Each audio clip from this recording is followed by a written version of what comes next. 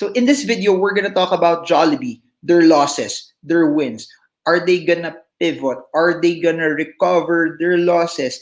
Everything you need to know about Jollibee from a fundamental business and technical perspective.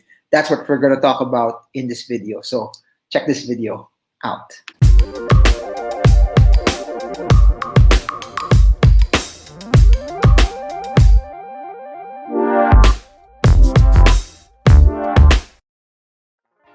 Hey guys, so for this video, I want to talk about Jollibee and their disclosure for the second quarter of the year. Jollibee lost 10 billion pesos, and that's what we're going to drill in. That's what we're going to talk about in this video. So before I begin, also, let me drop to you the context and all of our topics for today.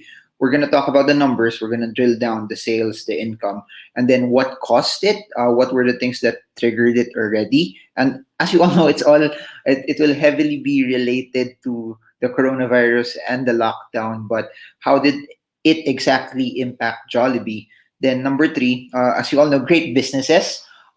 In times like this, it's all about how they pivot and how they innovate. So let's look at what's Jollibee's next plan. How are they trying to shift and pivot into this new normal? Because I've been saying this all the time. In bad times, that's where great businesses get formed. Great businesses thrive even in bad times. Then number four, for those who love technicals like me, who love to trade the markets, we're gonna talk about the charts.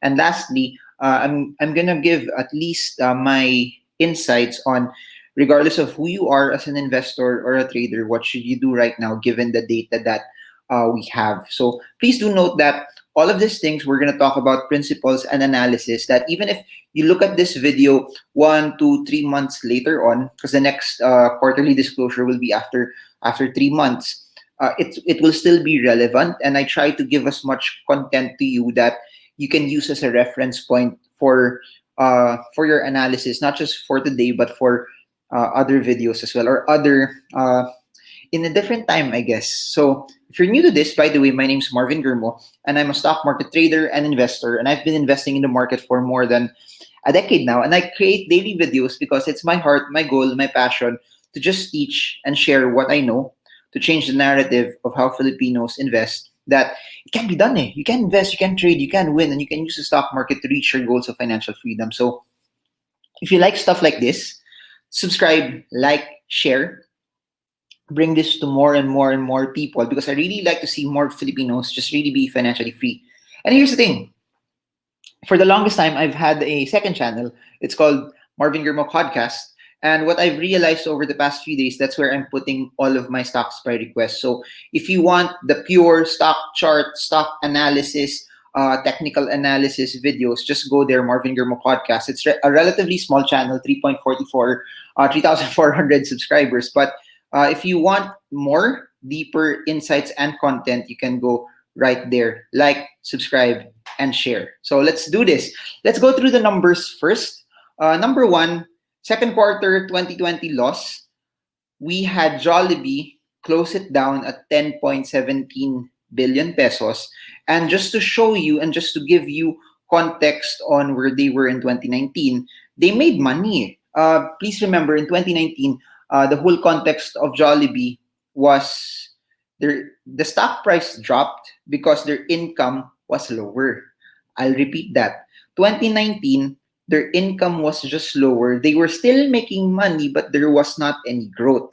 For 2020, they did not actually make money for the second quarter. And that's the stark contrast of it. Last year, the whole worry of people was their growth. The whole worry of investors was they were making money, but they were not growing. The earnings were declining.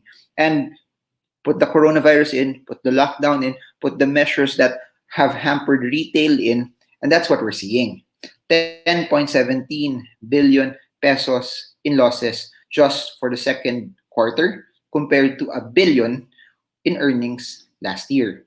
Please remember, though, also, we are in extraordinary times. This is not something that Jollibee did not lose money because they were a bad business. Jollibee did not lose money because people intentionally said that, let's boycott Chicken Joy, let's not eat. Not really. it's just really because we are at a time today where people are not really going out. And if your stores are closed, you can't really make money. And comparing it first half, adding the first and second quarter, please remember also that on their first quarter disclosure, they already made a announcement last quarter that they also lost money in conjunction to what happened to Taal, in conjunction to the first 2 weeks of the lockdown, and in conjunction to also, please remember that even before this lockdown happened, majority of the people were not already going out a few weeks leading into the March lockdown. There were fewer transactions also because people were scared to go to the malls. People were scared to go out. So you add that all together, first half loss of Jollibee is a whopping 11.96 billion pesos. If you compare that to last year, first half 2019, they made 2.5 billion pesos. Again, 2.5 billion pesos was lower than what they were making in 2018, but 11.96 billion pesos is a far cry from what everyone else projected Jollibee to be. So that's their bottom line. Let's look at their top line. Sales 2020, they made 30.58 billion pesos. It's down 48.4% in terms of their top line revenue. If you look at their first half for 2020, it also dropped to 85.83 billion pesos. So if you can see it here, that's a steep drop, compared to where they were last year, 30.58 billion pesos down 48%, and for the first half, 85.83 billion down 24.5%. So it's not just lang malaki talaga yung lumaki expenses nila, it's more of also sales weren't really coming in. And as you all know, for those who are in business, your sales are your lifeblood. As long as may pumapasok, it would be generally better, but it's hard na may pumapasok. It's hard na may papasok kung sarado kayo. So that's the underlying condition. I hope you guys are learning. I hope this is something that's helping you. If you're learning, like button, comment below, comment I'm learning, comment this is something that's helping me. And we all know that this is something that was caused by the lockdowns. Everyone knows that already, and everyone coming into this was already expecting that the second quarter of the year would be worse than the first quarter. Everyone expected that how can you have a better result in the second quarter if majority of the economy was closed during the second quarter. So this is not something that's putting investors also at a point where they're shocked that this is something that's happening. This is something that's expected. Now, that being said, one of the rationales behind that was basically this. Please remember, Jollibee is not just a Filipino company anymore. It has multinational operations. And as you all know, this is a global pandemic. And since this is a global pandemic, the hit of this is not just in the Philippines. And as you all know, the pandemic started in China, then it spread across to different portions of the world already. And now this is what we're currently seeing. So when the second quarter started, April started, 50% of their worldwide stores were closed down. So that's the root cause. Of course, people also not spending and going out as well. But if half of your stores worldwide are closed, it will hamper your ability to make more money. But just a glimmer of hope to a lot of people, if you fast forward to June 2020, their stores were partially open, or not partially open, but 88% of their stores were already open. Please remember, different portions of the world, from the Middle East to Europe to the US, have started to open up. We have in the Philippines, so we have one of the strictest lockdowns in the world. But as compared to other countries, they've started to open up.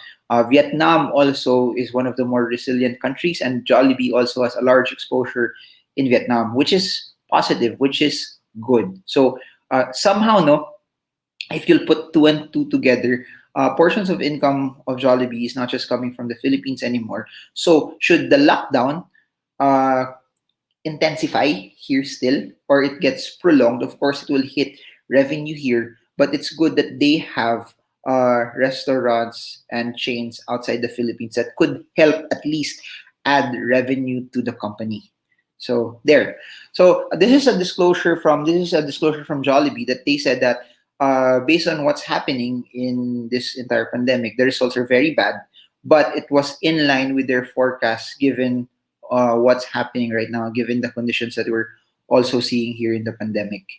And that plus, I really believe that there's still a lot of things to look forward to. There's still a lot of things that people could be excited about, that in times like this, in times of crisis, there are ways that good businesses can still find ways to pivot, to weather the storm. But not just that, the good ones, as they start to pivot, it can be a new revenue model, it can be a new model for them to make money also later on. So there. What can people look forward to? How will Jollibee also pivot and innovate in all of this? What they're saying is profits for the second half of the year will be better already, as more stores will be open. But not just that, there's an expectation that their cash flow will be positive, but at least by the end of the year. And if you try to compare everything, there's a rationale behind that. Most likely, more so because March and April were one of the strictest lockdowns in the whole world, in affecting a lot of the areas where there's Jollibee. But uh, as more countries and cities open, this will be very, very good for the company as a whole. So um, it's not something that people expected and projected 2020 to be, but this is what the cards are dealt, and this is what could possibly happen. And they're just trying also to salvage whatever situation that's there to turn things to the positive. Now, profits will come back to, to 2019 levels, but it will happen by the end of 2021. That's what they're saying. That's what they're expecting. That's what they're projecting, and as part of their forecast. But if you try to compute it, also 2019 was lower than 2018. So should they go back or have a chance to at least go to any semblance of growth where they were before, I think it may take longer than 2021 for them to go back, or it may even drag on also. But what I'm saying is this: 2018 was a high for them, 2019 dropped. So if they come back close to 2019, they're still lower than 2018 income. So why am I saying this? I'm already painting a picture also for those that want to be long in Jollibee, that the road to recovery for them in terms of profits may take longer. And if you're buying them today, it's not for a recovery for 2020. It's not for positioning for what they will be in 2020. It is most likely for what they will be a couple of years down the line as well. It doesn't mean it's not worth buying if you have full conviction in it. It's just me saying that if you want to buy, you better know that the revenue for 2020 and 2021 will still be lower than what it was in 2018, something like that. Anyways, so Jollibee's pivot in all of this, it's basically, and I've seen a lot of restaurants do this already, and I've seen a lot of small entrepreneurs also do this. But this has been the shift also for some companies, even prior to this lockdown. And Jollibee is also pivoting, innovating towards that, given that there will be a lot of social distancing still, given that there's still no cure, and given that people will still buy food, but it will have to be done in a manner that's relevant to the times. So their pivot will be a cloud kitchen model. It doesn't mean their retail establishments would be out, but this cloud kitchen model, what I like about it, and I've posted a lot of videos about cloud kitchen, uh, it allows them to just focus on the internet and delivery, and the operating cost kasi for a cloud kitchen is very, very small.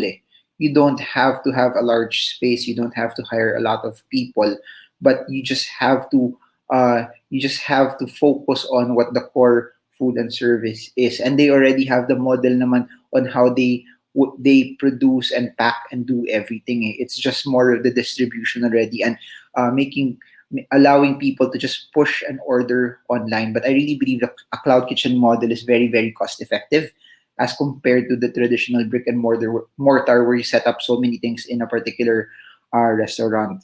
And part of the pivot is they're gonna continue to focus on a lot of online transactions. And if you've seen the uh, Telecom Globe Telecom earnings, they've said that transactions for Gcash have started to boom, meaning Filipinos are accepting more and more and more transacting online. So once this becomes a norm, I think even if the pandemic will be over, You will see more and more people just transacting via their phones, e-commerce, delivery, pickups, etc. And lastly, yeah, delivery. Aside from aside from them ordering it online, you will see that people will still eat in Jollibee. People will still order the food items that they have. So I think the common narrative will be how good they are to adapt, because Food Panda, Lalamove, Grab are crushing it right now. Everything right now is via delivery, especially with more stringent measures. I think it's just them also uh, pushing the narrative also that people right now are cooking at home. A lot of people are cooking at home, but not all of them will be cooking every day. There will come a point in time where people will still want to order out, and that's where their skills are in marketing. That's where their skills are in nudging people also to get that chicken joy, to get that burger steak, to get that spaghetti, and have it ordered and sent to their houses as well. So now let's look at the charts. I hope you guys are learning. I hope this is something that's helping you. I hope this is something that's adding valuable content to all of you. If it does, put it in the comment section. If it does, comment I'm learning. So for the charts, this is me plotting it from a position trading standpoint. As you can see, the downtrend for Jollibee is still pretty much intact.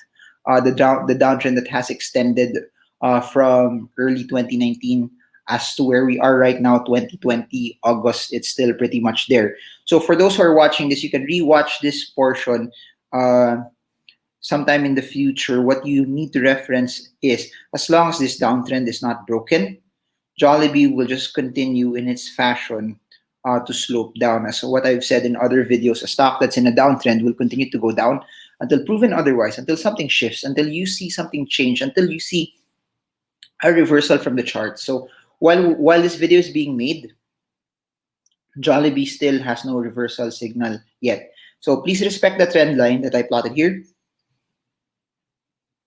And you can also respect the 200-day moving average that I've plotted here as some sort of a resistance. So until that time happens, we don't have any reversal patterns yet for Jollibee. We don't have any evidence yet that Jollibee will reverse. So there. But rest assured that should there be any significant price action, we're gonna make another video on that. We're gonna update you, or you can go to Marvin Gurmo podcast. That's where we're gonna do a lot of our technical analysis videos as well.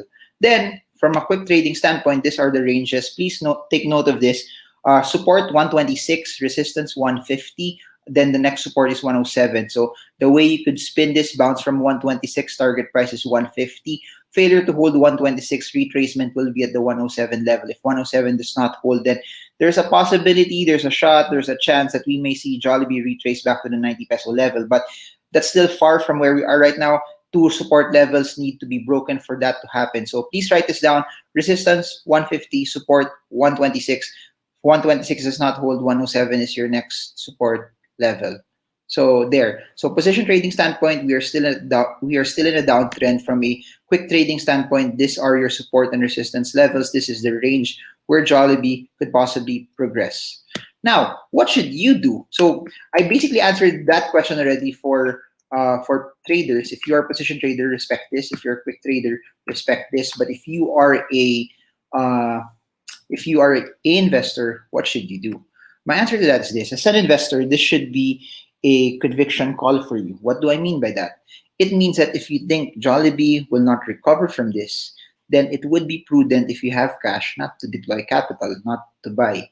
If you think Jollibee will not recover from this, and then you own the stock and you think your cash will be better off in another position, then it will be prudent also to sell. Regardless if you're making money or losing money, you sell because your sell signals have been hit. Now, if you're a person that believes Jollibee will recover, Jollibee will do better, Jollibee is cheap already based on what it is right now and where it could be later on, then this could be a signal also for you to buy as well. So as you notice it, investing in the market is really you placing capital based on your analysis and also your conviction. As of now, this is what the data is saying. They're losing money. The trend is down.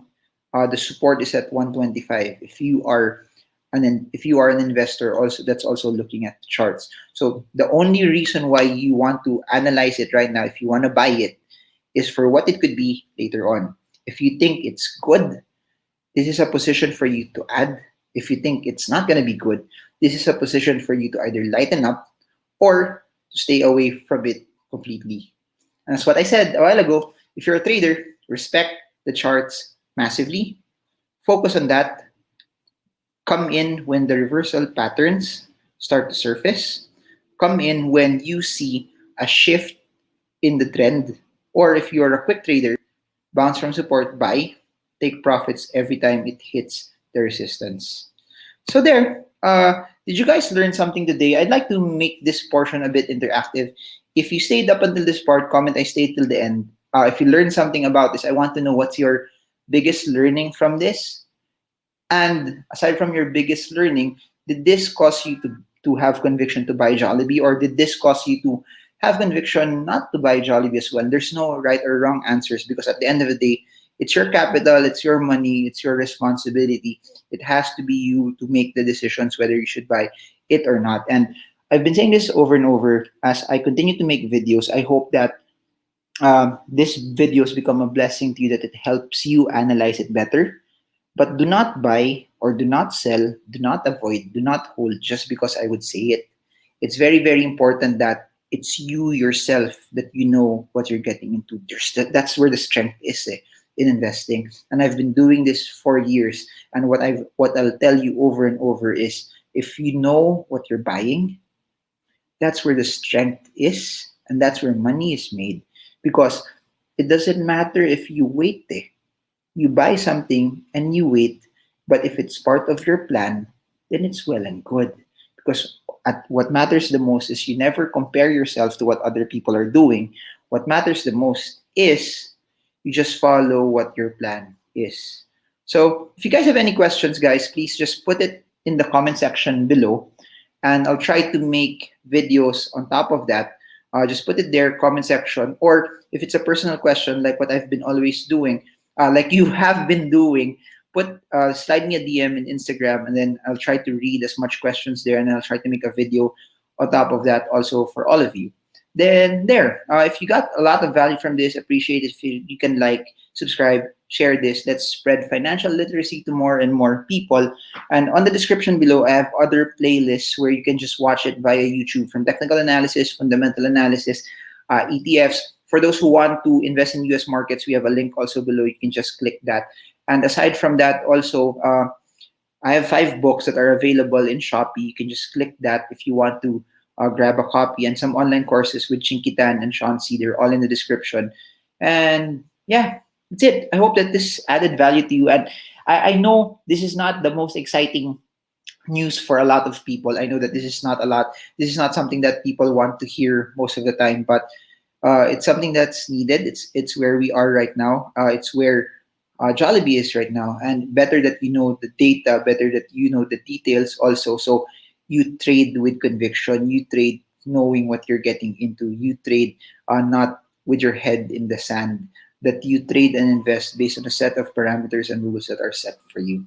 So there, that's it for now. This is Marvin Germo.